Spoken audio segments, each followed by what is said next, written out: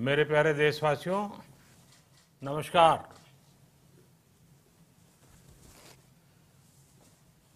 Corona वैश्विक महामारी के खिलाफ लड़ते लड़ते अब हम अनलॉक 2 में प्रवेश कर रहे हैं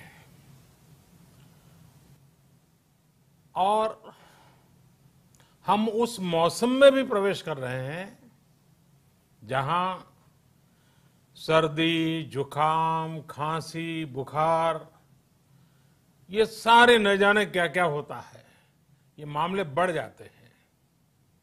ऐसे में मेरी आप सभी देशवासियों से प्रार्थना है कि ऐसे समय अपना ध्यान रखिए। साथियों, ये बात सही है कि अगर कोरोना से होने वाली मृत्यु दर को देखें तो दुनिया के अनेक देशों की तुलना में भारत संभली हुई स्थिति में है। समय पर किए गए लॉकडाउन और अन्य फैसलों ने भारत में लाखों लोगों का जीवन बचाया है, लेकिन हम ये भी देख रहे हैं कि जब से देश में अनलॉक 1 हुआ है, व्यक्तिगत और सामाजिक व्यवहार में लापरवाही जरा बढ़ती ही चली जा रही है। पहले हम मास्क को लेकर, 2 गज की दूरी को लेकर 20 सेकंड तक दिन में कई बार हाथ धोने को लेकर बहुत सतर्क थे, लेकिन आज जब हमें ज्यादा सतर्कता की जरूरत है तो लापरवाही बढ़ना बहुत ही चिंता का कारण है। साथियों, लॉकडाउन के दौरान बहुत गंभीरता से नियमों का पालन किया गया था। अब सरकारों को, स्थानीय निकाय की संस्थाओं को, देश के नागरिकों को फिर से उसी तरह की सतर्कता दिखाने की जरूरत है। विशेषकर कंटेनमेंट जोन्स, उस पर तो हमें बहुत ध्यान देना होगा।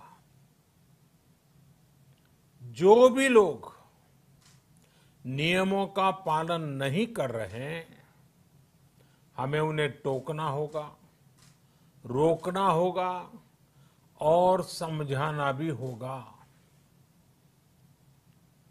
अभी आपने खबरों में देखा होगा, एक देश के प्रधानमंत्री पर 13,000 रुपये का जुर्माना इसलिए लग गया क्योंकि वो सार्वजनिक स्थल पर मास्क पहने बिना गए थे। भारत में भी स्थानीय प्रशासन को इसी चुस्ती से काम करना चाहिए। ये 130 करोड़ देशवासियों के जीवन की रक्षा करने का अभियान है। भारत में गांव का प्रधान हो या देश का प्रधानमंत्री, कोई भी नियमों से ऊपर नहीं है। साथियों, लॉकडाउन के दौरान देश की सर्वोच्च प्राथमिकता रही ऐसी स्थिति न आए कि किसी गरीब के घर में चूल्हा न जले। केंद्र सरकार हो, राज्य सरकारें हो, सिविल सोसाइटी के लोग हों, सभी ने पूरा प्रयास किया कि इतने बड़े देश में हमारा कोई गरीब भाई बहन भूखा न सोए। देश हो या व्यक्ति,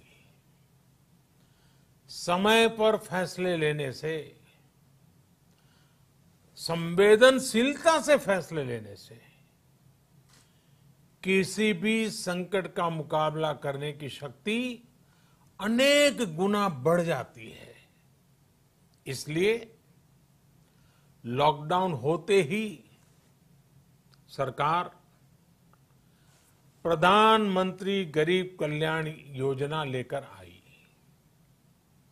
इस योजना के तहत गरीबों के लिए 2.25 लाख करोड़ रुपए का पैकेज दिया गया।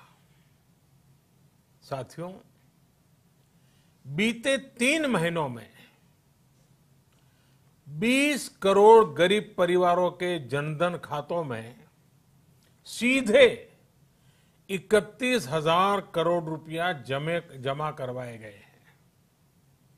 इस दौरान 9 करोड़ से अधिक किसानों के बैंक खातों में 18,000 करोड़ रुपए जमा हुए हैं।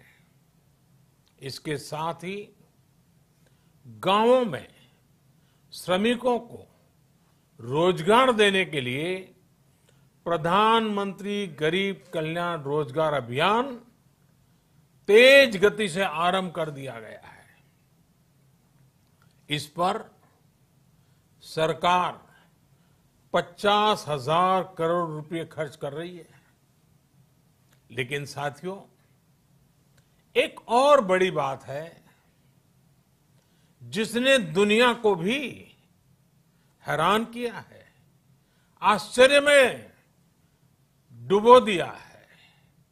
वो ये कि कोरोना से लड़ते हुए भारत में 80 करोड़ से ज्यादा लोगों को 3 महीने का राशन, यानी परिवार के हर सदस्य को 5 किलो गेहूं या चावल मुफ्त दिया गया। इसके अतिरिक्त प्रति परिवार हर महीने 1 किलो दाल भी मुफ्त दी गई। यानी एक तरह से देखें तो अमेरिका की कुल जनसंख्या से 2.5 गुना अधिक लोगों को,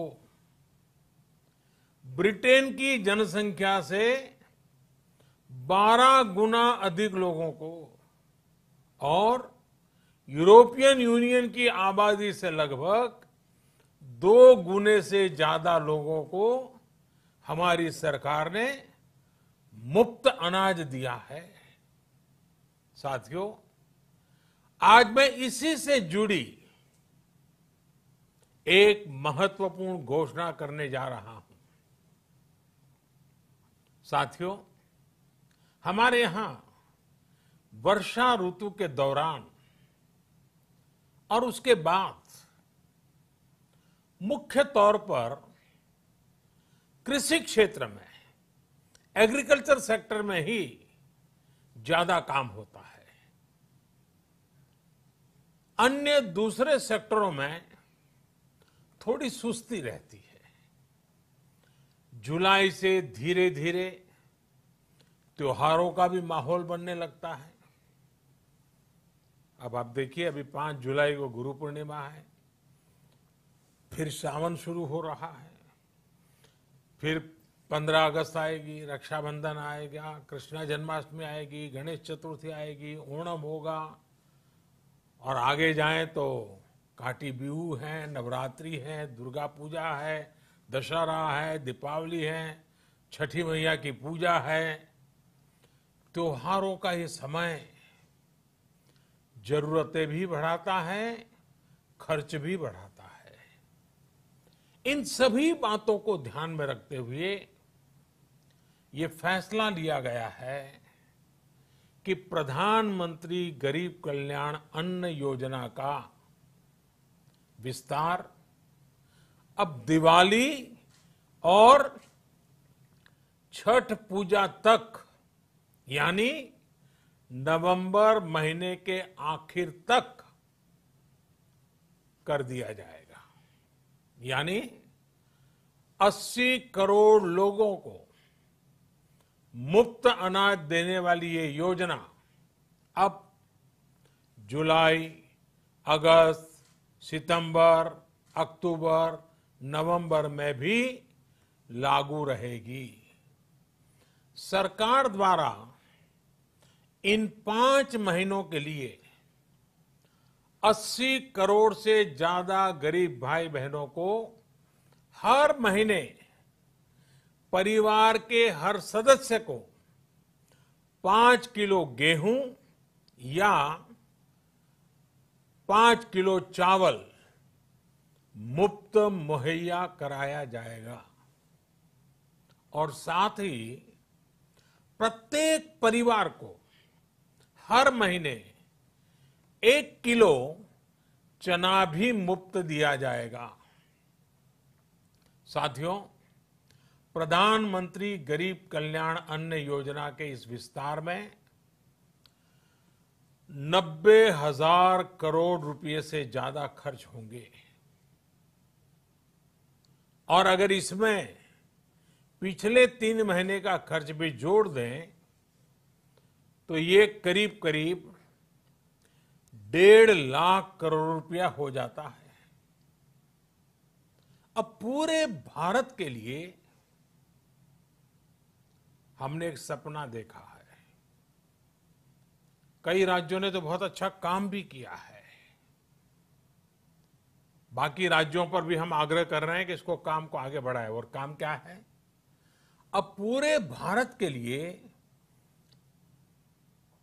एक राशन कार्ड की व्यवस्था भी हो रही है। यानी एक राष्ट्र एक ration card, one nation one ration card. इसका सबसे बड़ा लाभ उन गरीब साथियों को मिलेगा जो रोजगार या दूसरी आवश्यकताओं के लिए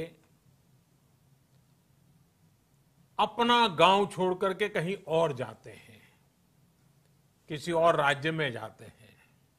साथियों, आज गरीब को, जरूरतमंद को सरकार अगर मुफ्त अनाज दे पा रही है तो इसका श्रेय प्रमुख रूप से 2 वर्गों को जाता है। पहला, हमारे देश के मेहनती किसान, हमारे अन्नदाता। और दूसरा, हमारे देश के ईमानदार टैक्स पेयर। आपका परिश्रम, आपका समर्पण ही जिसकी वजह से देश ये मदद कर पा रहा है।